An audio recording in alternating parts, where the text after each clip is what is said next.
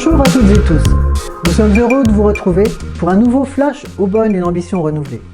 Cette fois, nous allons aborder la question de la prochaine rentrée scolaire, au travers notamment du prisme des demandes de dérogation. Comme vous le savez, l'actuelle majorité a tout fait pour s'opposer à un chantier pourtant essentiel, celui de l'ouverture de l'école sud. Rappelons que nous avions programmé pour début 2022 l'ouverture de cette nouvelle école. De ce nouveau groupe scolaire avec ses 8 classes et la possibilité d'en faire 2 autres, de son gymnase dans un secteur qui en est dépourvu, de son centre de loisirs et de sa salle polyvalente. Pour faire plaisir à quelques riverains, ce projet a été annulé par l'actuelle majorité, reportant l'ouverture de cette nouvelle école dans une version minimaliste à 2024-2025. Parallèlement, un gros travail avait été effectué sur la carte scolaire.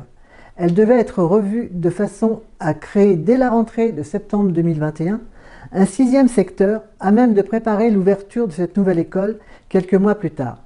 Là encore, ce travail n'a pas été finalisé par l'actuelle majorité.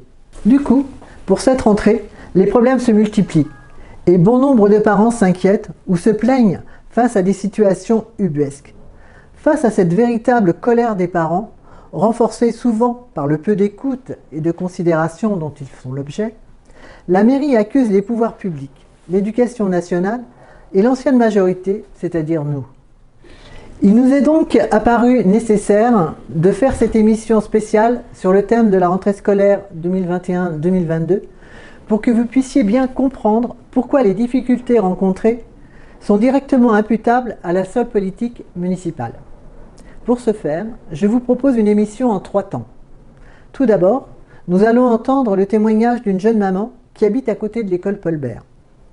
Ensuite, Carlos Pessoa, qui était maire adjoint en charge de l'éducation et du sport, nous exposera ce qui avait été entrepris pour faire face à cette rentrée. Enfin, Grégoire Dublino nous fera part de son analyse quant à cette situation. Bonjour Julie Quignard, pourriez-vous nous présenter votre situation, nous expliquer ce qui s'est passé? Nous avons fait une demande de dérogation lors de l'inscription de notre fille à l'école maternelle le 24 mars dernier. Nous avons reçu un courrier le 7 juin de la mairie qui nous a confirmé le refus de dérogation. Suite à ça, j'ai fait tout de suite un appel à la mairie en demandant un recours de ce refus de dérogation. J'ai eu Madame Mattei qui m'a appelé quelques jours plus tard au téléphone pour me confirmer encore une fois que le refus était maintenu.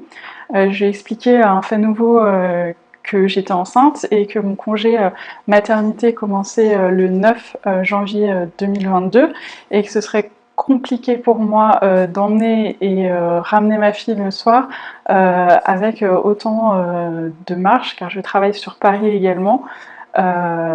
Donc qu'il y aurait vraiment un réel impact sur ma vie professionnelle de septembre à décembre. Quelle réponse avez-vous obtenue? J'ai interpellé Madame le maire qui faisait sa campagne électorale sur le marché d'Aubonne, lui expliquant ma situation, que j'étais vraiment très inquiète concernant ma situation, que ce soit d'un point de vue moral, parce que je suis très inquiète concernant ma situation professionnelle. J'ai clairement fait un monologue avec Madame la maire qui a très peu parlé et qui a juste confirmé que la situation était très compliquée sur les écoles et qui m'en a pas dit plus. Donc je suis assez surprise concernant le manque d'accompagnement et de réponse de la municipalité. Voilà, c'est un service public. Je suis pas même fonctionnaire de l'assistance publique des hôpitaux de Paris, donc je sais ce que c'est que le service public et que d'accompagner les patients et d'être au service de la personne. Et clairement, la municipalité, c'est un service public, mais on n'en ressent pas du tout, on va dire, les mêmes devoirs que l'assistance publique des hôpitaux de Paris. Donc c'est assez surprenant de voir autant de différences entre un même service public. Quelles ont été vos démarches suite au refus? Nous avons saisi le préfet du Val d'Oise, nous avons saisi l'inspectrice de l'éducation nationale J'ai également fait appel à un avocat. Bon, là, c'est assez compliqué parce que les démarches après pour saisir le tribunal administratif est en fait assez longue, ça peut prendre plusieurs mois et le délai est assez impératif. Donc, je suis un peu démunie face, comment dire, aux futures démarches. Voilà, je ne sais pas quoi dire de plus. Que comptez-vous faire et qu'espérez-vous obtenir? J'espère vraiment être écoutée, entendue, qu'il y ait vraiment un dialogue avec les municipalités, trouver une solution. Même si Paul Bert, ça paraît compliqué, au moins Rabelais, parce que ça me permettrait d'avoir les transports tout de suite et puis pouvoir me rendre à mon lieu professionnel qui est sur Paris. Voilà, enfin, la Cerisée, enfin, c'est vraiment pas une solution pour ma situation personnelle. Ça ne correspond pas du tout. Ça ne correspond pas du tout. Merci Julie pour ce témoignage. Un témoignage poignant qui démontre combien la situation des parents est difficile et combien ils souffrent de ce manque d'écoute et de considération de la part de la mairie. Un manque qui nous fait d'autant plus mal quand on sait que cette maman n'a pas été reçue alors même qu'elle est enceinte et que sa situation n'est pas facile. Toutefois, une question demeure. Nous savons qu'au lieu de la recevoir, la mairie explique qu'elle n'y peut rien, que cette décision a été prise par tous les représentants, des acteurs de la communauté éducative et que cette situation découle de la décision de la précédente majorité. C'est elle qui a en effet modifié la carte scolaire en 2017. Je me tourne maintenant vers Carlos Pessoa pour faire un point avec lui. Carlos, qu'aviez-vous prévu pour éviter cette situation ? La révision de la carte scolaire avait été prévue et anticipée, et elle résulte surtout des conséquences que nous avons subies tout au long de notre mandat. D'abord en 2016, où une rentrée s'est présentée très difficilement sur l'école Paul Bert, qui était en limite de capacitaire et qui nous a demandé de revoir la carte scolaire. Donc à partir de là, il y a tout un travail qui a été engagé avec la participation des associations de parents et de l'opposition de l'époque. Plusieurs séances, plusieurs samedis, au cours desquels on a partagé le problème et arbitré sur les solutions et sur les limites de cette carte scolaire pour solutionner le problème de l'époque. Vient ensuite la mise en place d'une augmentation de capacitaire par la création de l'école Rabelais, qui arrive un petit peu plus tard, avec une finalité d'être une crèche à terme et qui, en façon transitoire, devait servir pendant 3 ans pour pallier à ce manque de capacitaire en attendant de créer le 6e secteur de l'école sud. Nous sommes alors ensuite en mars 2020, début 2020. Au cours des différentes réunions avec les parents, le problème a été posé, mis sur la table. Très exactement, avant le premier tour, le 4 mars 2021, une réunion avec les associations de parents pose le problème, de la carte scolaire, du besoin de créer ce 6e secteur, de la situation surtout qui se présente pour la rentrée 2021, avec les courbes de l'INSEE qui annoncent plus 50 enfants pour cette rentrée. Donc une problématique de capacitaire qui se pose dès lors. Cela a été partagé lors de cette séance-là, avec tous les éléments constituants. Cela a été communiqué dans nos différentes vidéos et je vous invite à les revoir. Et cela a été aussi communiqué avec un planning qui devait, après les élections, dès le mois de septembre, engager une étude de la carte scolaire avec les différentes associations de parents et corps constituants pour pouvoir préparer la rentrée 2022 avec l'ouverture de l'école sud dans le quartier sud de la ville et la création du 6e secteur. Où en est-on du projet de l'école sud ? Alors, le projet de l'école sud a été arrêté par l'actuelle équipe municipale pour faire plaisir aux riverains, qui, même avant, cette élection, avait tout mis en œuvre pour pouvoir nuire à ce projet-là et aux intérêts collectifs qu'il portait. Et donc, du coup, mettre en difficulté la situation que nous avons rencontrée maintenant. Et le choix qui a été fait d'annuler ce projet pour refaire quelque chose de très différent avec sûrement d'autres ambitions, mais qui, du coup, va priver je dirais, la ville de solutions en termes de capacitaire pour la partie école, pour la partie éducation, pour la partie centre de loisirs, pour la partie gymnase, hein, puisque le gymnase n'est pas prévu dans ce projet, et qui, surtout, la conséquence principale, c'est l'impact sur le délai, c'est que la situation que nous vivons actuellement, où il y a un bricolage qui s'est mis en place pour solutionner à cette situation, aurait pu être traité, et surtout, la conséquence de cette décision. Quelles conséquences retirer sur l'arrêt du projet de l'école sud ?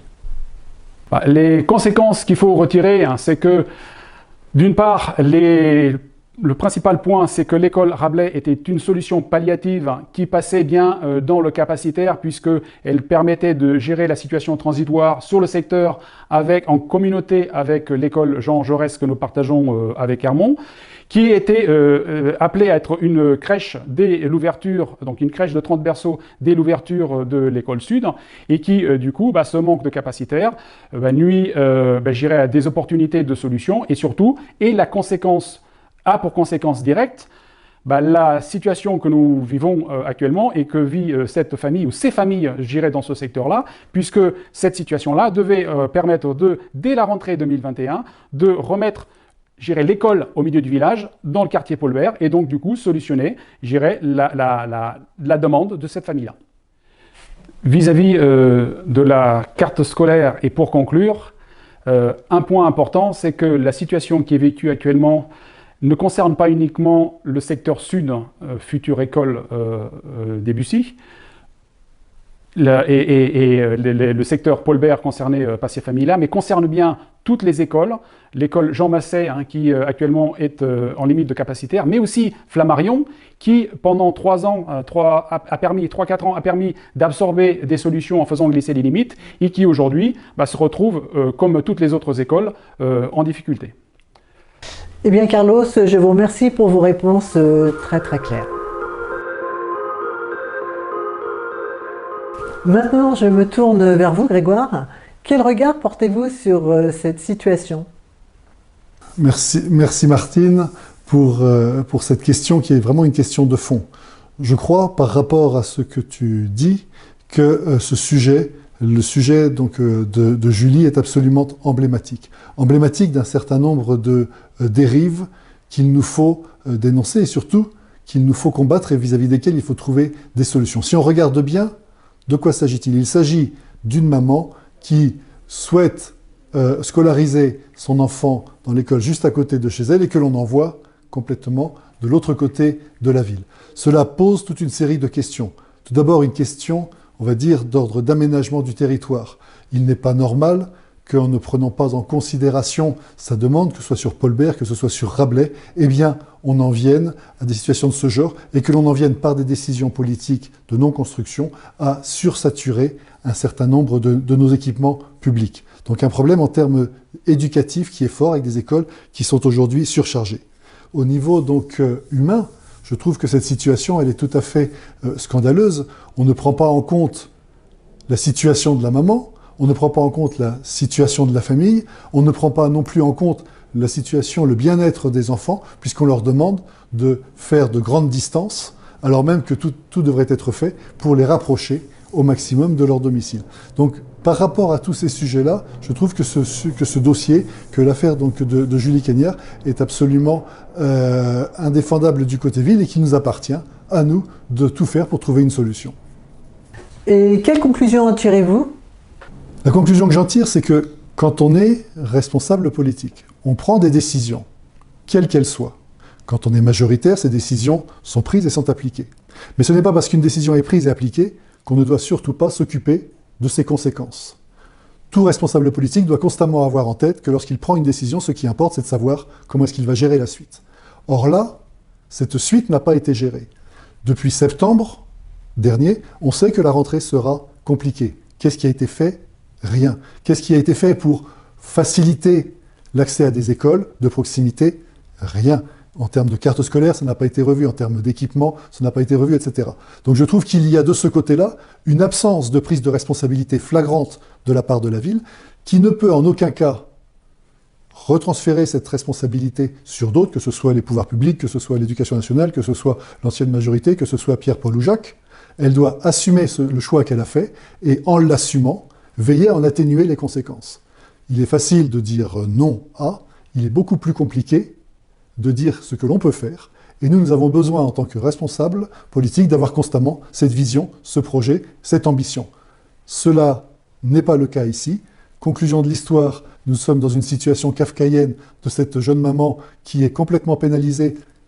Et quand on dit complètement pénalisée, n'oublions pas que c'est elle qui subit en premier le poids de cela. Quand on parle d'égalité homme-femme, c'est elle qui va devoir assumer ses allées et venues. Quand on parle capacité qu'ont les femmes d'aller travailler, etc., là on lui rend son travail de plus en plus difficile. Et j'irai jusqu'au bout en disant que je trouve totalement scandaleux qu'une solution n'ait pas été trouvée pour une jeune maman, quand on sait tout l'investissement, tout le dévouement, tout l'engagement qu'ont eu l'ensemble des soignants pendant la crise sanitaire, qu'on les a remerciés, qu'on les a félicités, et lorsque surgit un problème de ce genre-là, on leur dit « porte close, débrouillez-vous ». Je pense que c'est juste inadmissible, et quelque part, ça me choque, ça nous choque, c'est pour ça que nous avons voulu et tenu à défendre et à promouvoir son dossier. Nous remercions nos 3 intervenants, Julie Kenya, Carlos Pessoa et Grégoire Dublino, pour leurs interventions. Je vous remercie de cette interview. Eh bien, merci beaucoup à vous toutes et tous de votre fidélité et de votre soutien. Sachez que nous y voyons un signe fort donc d'encouragement et que grâce à vous, ensemble, nous pourrons continuer et nous pourrons surtout trouver des solutions pour que chacune et chacun puisse vivre et s'épanouir pleinement dans cette belle ville qui est la nôtre. Et vous tous qui nous avez suivis, nous vous remercions pour votre attention et pour votre fidélité. Nous vous invitons à revenir vers nous si vous avez d'autres inquiétudes. Merci encore et à très bientôt.